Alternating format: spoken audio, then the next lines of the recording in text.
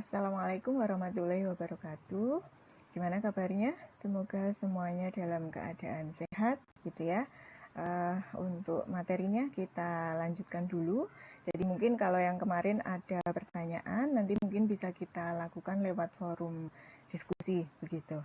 Nah, untuk materi drug management cycle, kita lanjutkan dengan pengadaan, kemudian penyimpanan dan distribusi. Setelah kemarin kita bahas terkait dengan perencanaan.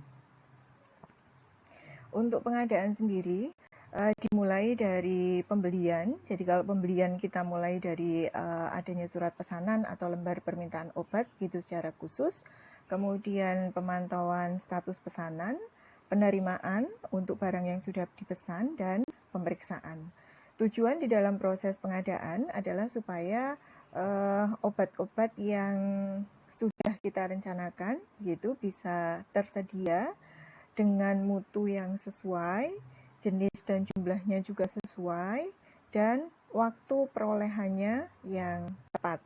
Nah, terkait dengan waktu perolehan, ini maka kita perlu mempertimbangkan begitu terkait dengan pemasok. Jadi kalau pemasok atau istilahnya kalau di dalam obat-obatan itu adalah PBF gitu ya, pedagang besar farmasi.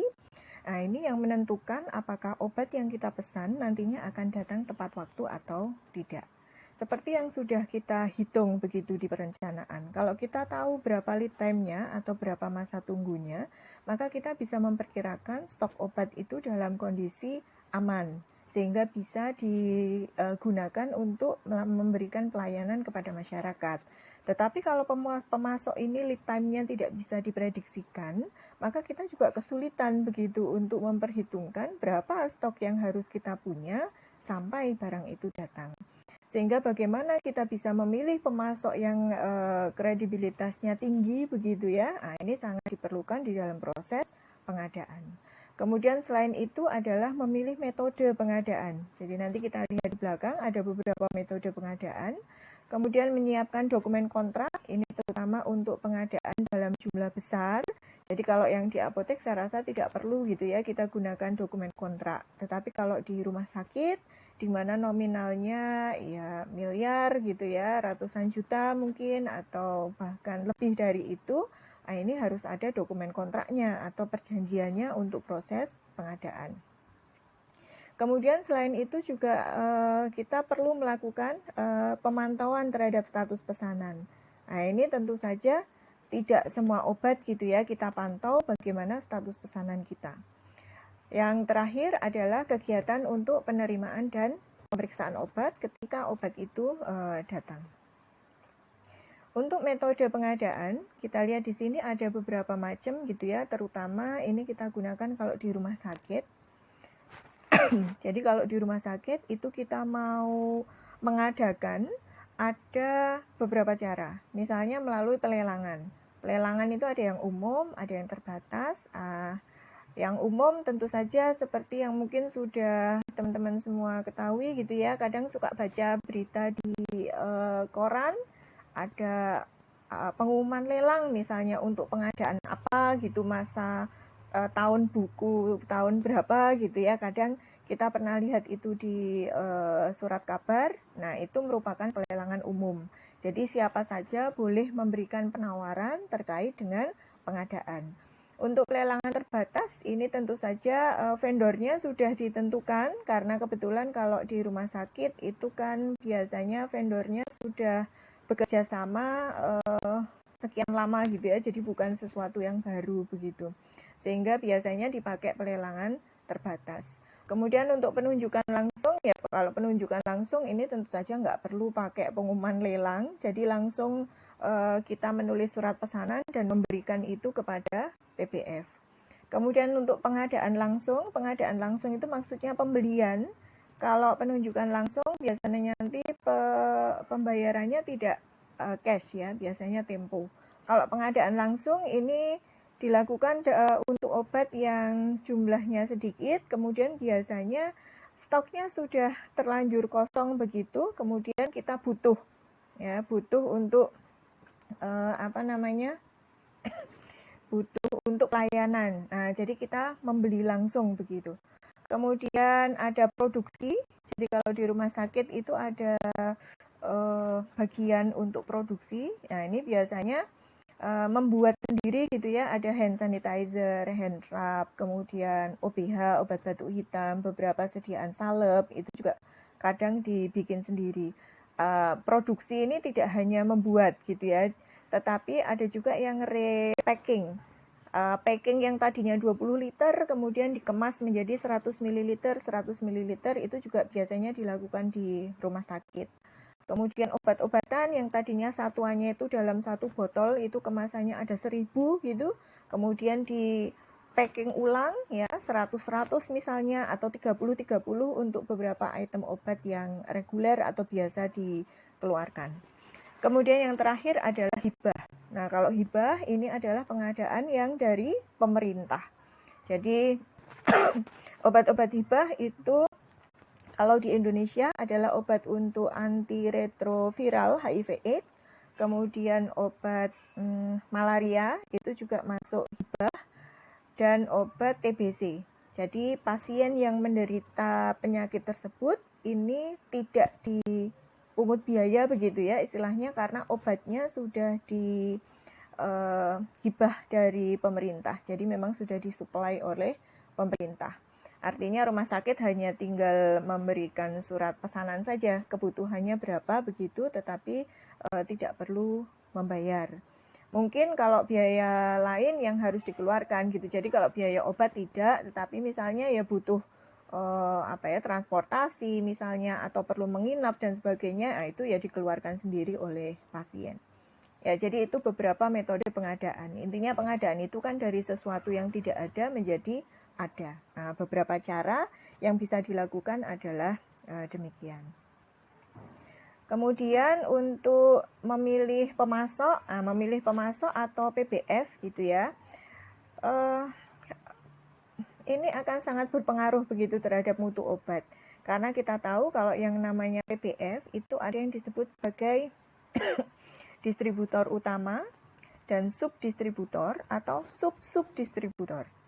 Distributor utama atau distributor tunggal begitu, ini adalah distributor yang alurnya adalah berkesinambungan dari produsen. Jadi pabrik gitu ya, dia punya PBF-nya sendiri. Jadi PBF itu hanya membawa barang-barang dari pabrik tersebut. Nah, misalnya untuk industri kimia farma misalnya, ya pabriknya dia punya kimia farma, kemudian untuk mendistribusikan obatnya dari pabrik sampai ke fasilitas pelayanan kesehatan, ini dia juga punya distributornya sendiri yaitu kimia farma. Jadi dia tidak membawa produk dari pabrik yang lain atau merek yang lain.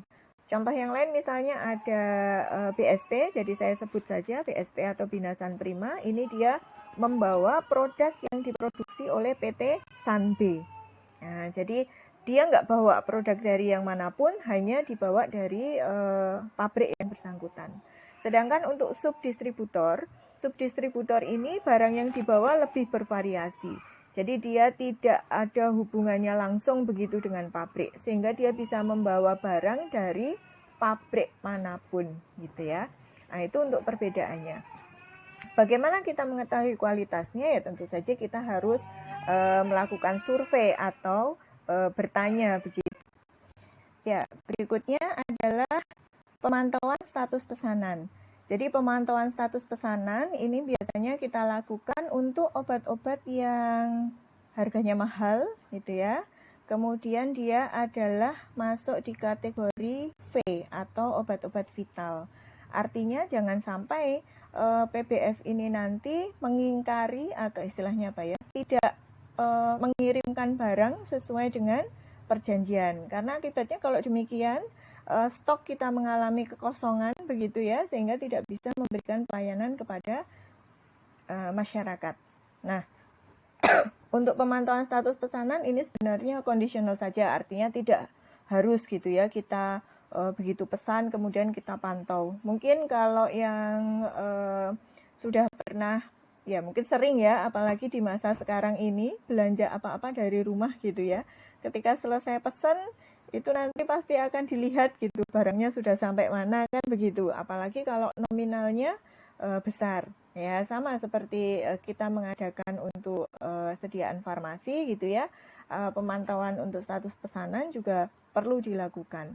Kadang kalau kita baru bekerja sama dengan PPF, artinya PPF itu PPF yang baru gitu ya, sebelumnya belum pernah bekerja sama, biasanya ini dilakukan gitu supaya ya untuk perjanjiannya bisa ditepati, terutama terkait dengan waktu kedatangan dari obatnya. Kemudian setelah barang atau obat-obat tersebut datang, maka dilakukan kegiatan penerimaan dan pemeriksaan obat. Jadi kalau di rumah sakit, penerimaan dan pemeriksaan obat itu ada panitianya sendiri, istilahnya ada petugasnya. Jadi khusus untuk bagian penerimaan obat, di sana nanti dia menyiapkan berita acara begitu.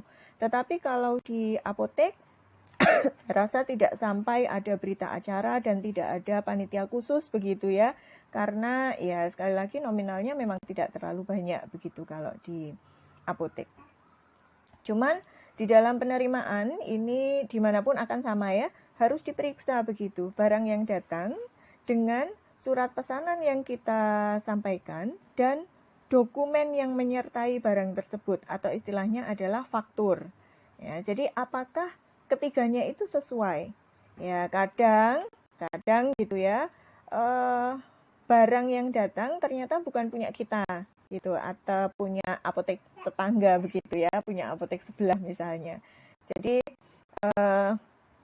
harus dicek, jadi jangan asal nerima saja gitu ya. Yang penting faktur atau surat jalannya dengan barangnya ini sama, oh ya sama, tapi tidak dibaca ini tuh sebenarnya untuk siapa. Jadi dicocokkan juga dengan apa namanya surat pesanan yang kita kirimkan gitu ya. Oke. Kemudian ada beberapa persyaratan untuk persyaratan untuk pengadaan begitu. Nah, di sini ada dolmatik, rehmatik dengan wetmatik. Yang disebut dengan dolmatik ini pengadaan yang kita lakukan sesuai dengan apa yang direncanakan. Jadi kita butuh 15 item obat, itu ya 15 itemnya datang semua gitu ya, jumlahnya juga datang semua gitu.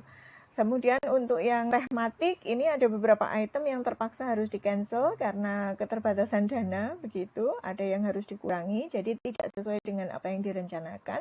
Kemudian yang ketiga adalah wetmatik, ini pengadaannya harus sesuai dengan ketentuan yang berlaku. Nah, ini biasanya untuk obat-obat dari golongan narkotika, psikotropika gitu ya, biasanya ada peraturannya, jadi nggak bisa order atau nggak bisa pesen seenaknya sesuai dengan kebutuhan kita gitu ya, berapapun kita bisa pesen, tidak demikian. Oke.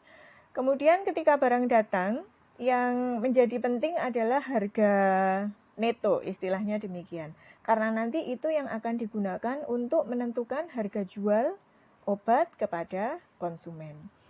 Ya, kalau suatu usaha itu kan pasti ada margin ya, atau ingin mendapatkan laba, jadi tidak mungkin sama sekali begitu ya. Sudahlah nggak usah diperhatikan berapa harga belinya begitu, kita jual sajalah murah lah ini ya. Jadi mungkin tidak demikian ekstrimnya, ada beberapa komoditi bisa, tetapi tidak semuanya. Nah, untuk penentuan harga jual obat ini kita pakai dua cara gitu ya, ada standard markup pricing dan ada cost plus fixed fee pricing. Untuk standard markup pricing ini kita naikkan saja sesuai dengan margin yang kita butuhkan. Jadi ada HNA di sana, harga neto apotek, kemudian ditambah dengan PPN. PPN ini nilainya sama, 10% semua. Nanti mungkin bisa kita lihat untuk contoh fakturnya begitu ya. Kemudian ditambah dengan margin atau keuntungan yang diinginkan. Berapa? 20%, 30%, atau 10% gitu. Itu harga jualnya. Kemudian yang kedua adalah cost plus fixed fee pricing. Untuk yang metode yang kedua ini jarang dilakukan. Karena di dalam harga itu kita tambahkan fee. Fee di sini adalah terkait dengan fee profesionalitas gitu ya. Jadi bagaimana kita memberikan pelayanan kepada masyarakat, Nah, ini ditambahkan fee-nya di situ. Kenapa ini jarang dipakai? Ya, karena yang pertama harga obat ini sangat bervariasi, gitu ya, sangat bervariasi.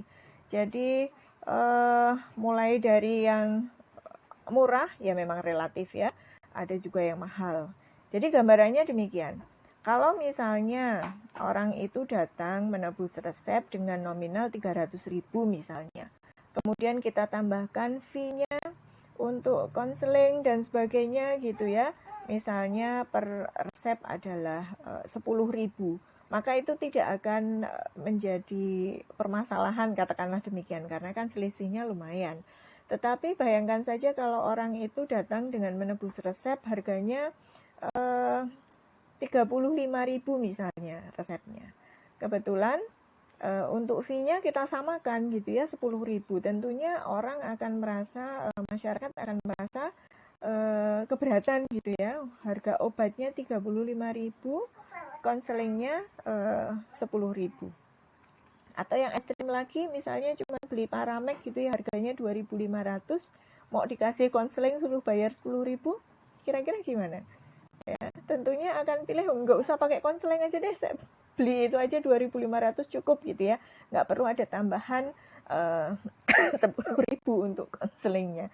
Nah, itu yang dimaksud dengan yang plus fee pricingnya ya. Oke, ini untuk contohnya. Jadi contohnya di sini kita lihat, ya ini untuk contohnya gitu ya. Misalnya kita beli obat prednison begitu, kemasannya kaleng, di dalam satu kaleng isinya 500 tablet, HNA-nya di sana 79.051 sekian. Jadi kita hitung dulu HNA plus PPN-nya, yaitu 79.051 kali 1,1.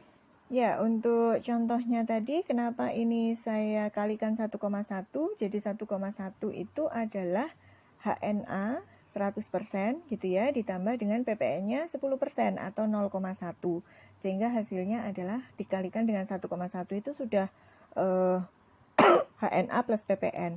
Atau kalau cara konvensionalnya adalah PPN ini 10% dikalikan 79.000. Nah, jadi 10% dikalikan 79.000 nanti ditambah lagi dengan 79.000 sekian.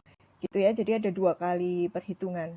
Nah, hasilnya adalah 86.000 sekian. Kemudian margin yang ditetapkan misalnya 15%. Kalau marginnya 15%, berarti harga jualnya adalah HNA plus PPN itu 100% ditambah dengan margin 15%. Sehingga pengalinya adalah 1,15. Kalau marginnya 20%, pengalinya adalah 1,2. Demikian dan seterusnya. Itu hanya untuk memudahkan saja. Nanti kalau misalnya mau dicek gitu ya, istilahnya coba dengan yang konvensional boleh silahkan. Nanti bisa dipakai, bisa tidak cara ini gini, sama aja sih. Ya. Setelah dikalikan dengan margin 1,15, ternyata hasilnya adalah 99.000 sekian gitu ya. Harga jual per tabletnya berarti tinggal dibagi saja. Tadi kemasannya adalah 500 tablet satu kalengnya, sehingga harga satu tabletnya adalah 99.000 dibagi 500 tablet, dapatnya Rp200. Ya, ini contoh untuk menghitung harga jual gitu ya. Kemudian berikutnya untuk penyimpanan dan distribusi. Nah, ketika barang datang gitu ya, tentu saja kalau jumlahnya dalam jumlah yang banyak, kita harus simpan di tempat yang sudah disediakan atau semestinya gitu. Artinya tidak mengganggu area pelayanan. Jadi jangan sampai gitu ya, datang obat satu kardus ditaruh di pojokan sana, nanti datang lagi satu tas plastik gitu ditaruh di sebelah mana gitu. Nah, ketika kita mau cari, tentu saja itu akan kesulitan. Nah, proses penyimpanan ini merupakan kegiatan pengamanan dengan cara menempatkan obat yang diterima pada tempat yang dinilai aman. Aman di sini tidak hanya aman dari pencurian gitu ya, tetapi juga aman dari ya misalnya hewan-hewan pengerat gitu ya, tikus, kemudian kecoa misalnya atau apa gitu ya. kebocoran atau kemungkinan terendam, banjir dan sebagainya. Nah, ini kalau bisa dihindarkan tempat penyimpanannya. Tujuannya adalah yang pertama memelihara mutu obat. Ya, jadi obat itu ketika diproduksi keluar dari pabrik itu mutunya sudah dijamin gitu ya oleh pabrik. Kemudian diantar oleh PBF, harapannya mutunya masih sama. Ketika sampai di fasilitas pelayanan kesehatan, sampai di apotek, kemudian kita simpan dulu, tidak langsung dijual begitu untuk digunakan oleh masyarakat. Harapannya kondisi penyimpanan ini juga bisa menjaga mutu obat yang sudah dijamin oleh pabrik.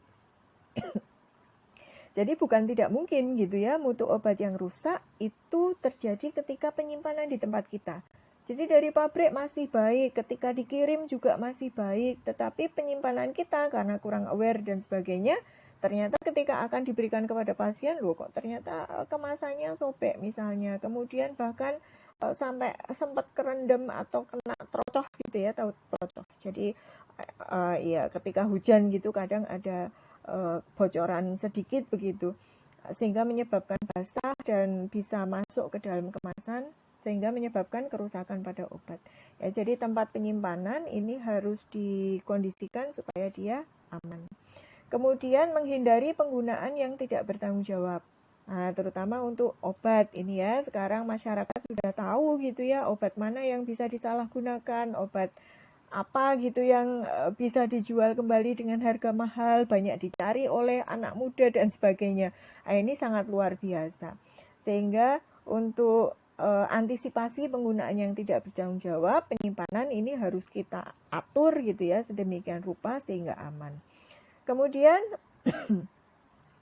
menjaga kelangsungan dari persediaan, memudahkan pencarian dan pengawasan. Bagaimana kita tahu stok kita itu masih atau stok kita sudah hampir habis kalau tempat penyimpanannya teratur, baik, bisa diakses dengan mudah gitu ya. Coba bayangkan kalau kita nyimpen nggak ada aturannya, dan terserah, yang penting masukkan ke dalam lemari. Di bagian sini obatnya habis, order. Ternyata besok nemu lagi di pojokan sana. Oh, kita ternyata masih punya stok nih, gitu ya. Karena tadi tidak diatur gitu nyimpennya, yang penting masuk ke dalam lemari. Ya. Jadi selain nilai estetika juga sebenarnya kan kalau disimpan dengan rapi gitu ya, dilihat orang itu kan juga eye catching gitu ya. Jadi konsumen juga senang begitu melihat itu. Kita dalam mencarinya juga gampang gitu ya. Jadi oh ini alfabetis untuk salep, ini untuk sirup, yang itu tablet, yang ini obat keras, yang itu obat bebas, bebas terbatas dan sebagainya, itu akan lebih memudahkan. Jadi ketika ada yang datang mau menebus resep atau mau membeli obat bebas gitu ya, kita nyarinya nggak lama gitu, mana obatnya? Kemarin ada di sini, dipindah ke lemari sebelah dan sebagainya. Ya, jadi itu memang harus diatur. Nah, untuk penyimpanan tadi karena perlu ada pengaturan begitu ya, mulai dari tata ruangnya, kemudian penyusunan stok obatnya, pengamatan mutu obat dilakukan secara berkala. Jadi kalau di apotek biasanya kita pakai stok opnam. Stok opnam ini menyortir gitu ya, mana yang mendekati ED, biasanya demikian. Sehingga kita keluarkan dari ruang penyimpanan, kita pisahkan obat-obat yang mendekati ED dan obat-obat yang sudah ED, obat-obat yang rusak dan sebagainya. Sehingga jangan sampai nanti ketika kita berikan kepada konsumen gitu ya, ternyata sebentar maaf, ternyata kok sudah ini harus kita ganti. Ternyata sudah ED misalnya, demikian. Jangan sampai gitu. Jadi harus dilakukan pengamatan mutu. Kalau di pabrik gitu ya, biasanya pengamatan mutu terkait dengan stok tertinggal. Tapi kalau di apotek nggak perlu gitu, kita pakai stok tertinggal. Di rumah sakit juga tidak demikian. Jadi biasanya terkait dengan obat rusak, obat ED gitu ya, ini dipisahkan. Kemudian dalam penyimpanan juga perlu adanya pencatatan stok obat. Ya, tadi untuk memudahkan kita mengontrol persediaan, apakah sudah cukup, apakah sudah waktunya kita harus pesan atau masih banyak jadi belum butuh untuk pesan gitu ya, belum perlu pesan. Nah, ini perlu pencatatan stok obat. Pencatatan stok obat bisa dilakukan secara manual maupun computerized. Jadi kalau manual kita bisa pakai kartu stok gitu ya, yang diletakkan di sebelah barang Jadi kalau ada pasien datang beli, ada obat yang keluar, nanti kita catat keluar begitu. Atau yang computerized tentu saja lebih memudahkan gitu ya. Kita pakai barcode saja itu dia barang keluar sendiri. Suatu saat kita butuh stoknya berapa, tinggal panggil aja langsung keluar gitu. Kita nggak perlu ngitung stok realnya sebenarnya kalau yang pakai computerized demikian. Kemudian selain itu yang penting adalah menjaga kebersihan dan kerapian gitu ya. Jadi kadang yang namanya tempat penyimpanan ini istilahnya apa ya? Ya karena dia tempat penyimpanan kadang kita kurang perhatikan untuk kebersihan, kemudian pencahayaannya, kelembapannya, mungkin demikian ya. Nah, ini yang kedepannya perlu lebih diperhatikan lagi supaya tadi mutu obatnya bisa terjamin.